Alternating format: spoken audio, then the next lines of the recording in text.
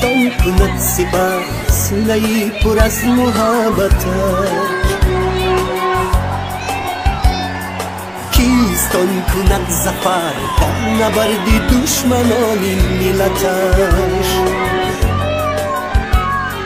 آن که جان به کف گرفته تن به تن بر عدو ستیزد و به جان اهریمن آن که صبح و شام کشید نظم صف خواند و قصیده بود ترانه وطن